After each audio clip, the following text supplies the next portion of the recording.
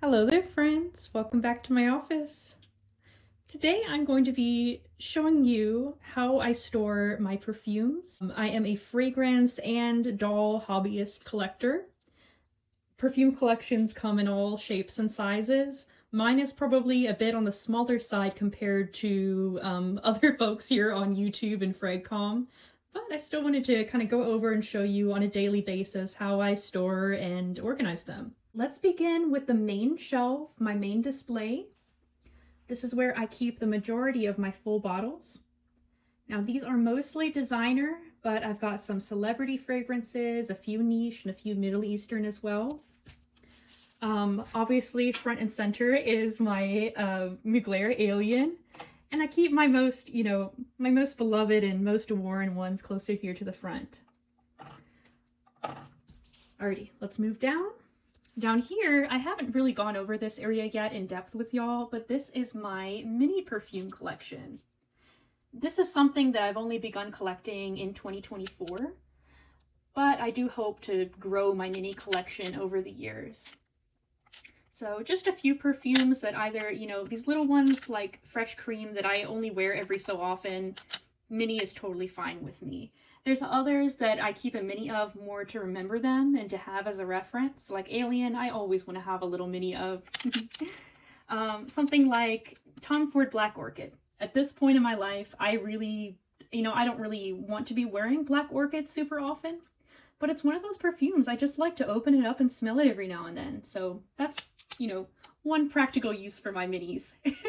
Aside from them being adorable, Okay, let's move on.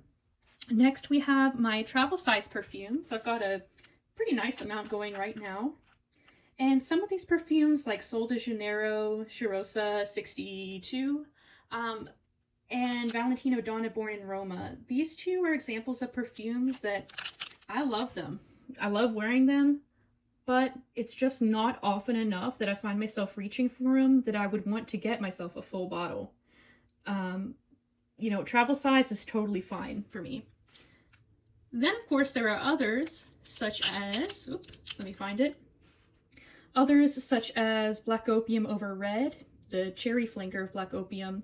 Sometimes what I'll do is I will get a travel size first, see how I like something, and then if I run out of the travel size and I'm totally crazy for it, then I will go ahead and pick up the full bottle. Okay, moving on, we have here my sample collection as well as my Kaoli collection. I moved the Kaolis. They were initially on my main shelf, but I realized that rainbow formation of the Kaolis were really taking up a lot of space, like visually, in my collection. And I also just feel like the Kaolis, they really are more of, I hate to say this, but they really are more of a collector's item and a novelty to me, as opposed to an actual perfume that I want to be, spraying and wearing on a regular basis. But I want to be completely honest with you, and that's just the reality of it. So, for those reasons, I have moved my Kaolis down here, and I've put them next to my Kaoli Discovery set as well. Now, with my samples, here I have a bit of a variety of carded samples and decants that I've either purchased or were traded or gifted to me. On the right side, I have, in these compartments, samples that I am looking to get rid of, to trade, or give to someone else. In the middle are samples that I'm just, keeping on hand or actively testing. And then on the left side are samples that I may not really be interested in wearing personally, but I keep them for sentimental reasons. Something that, say this one, Sniff Healed Away, I don't really wear it, but it's a very special perfume to one of my dear friends, and this was her sample that she gave to me, so that's one reason why, I'll keep things on the side. I also have, tiny decants of fancy perfumes, like I've got Kilian's Angel Share, I've got Baccarat Rouge 540, things like that. Move on over to the right, we're gonna go past my shelf a little bit. I usually keep a candle running while I'm at work, and I love this little candle warmer. Right now I've got a Candle X, this is from Decant X, and this is a Delina dupe candle that my husband got me for my birthday. Absolutely loving that. And this box right here is actually the box that the candle came in, so they're pretty nice for gifting.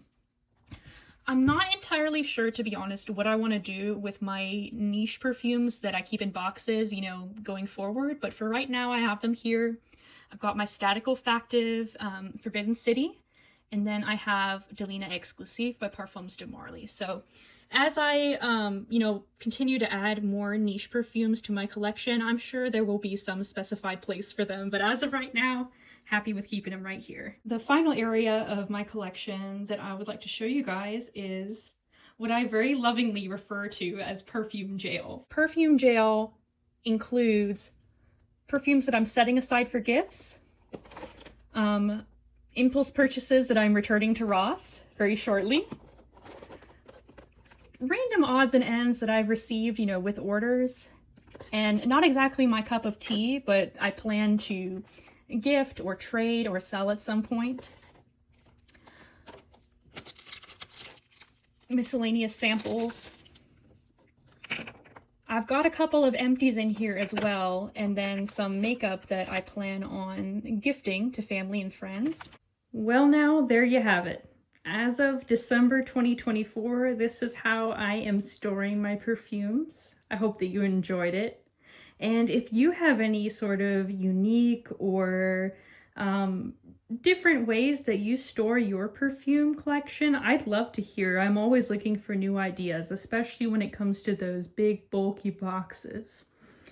I hope that wherever you are, whatever time it is, that you have a wonderful rest of your day. Take care. Bye-bye.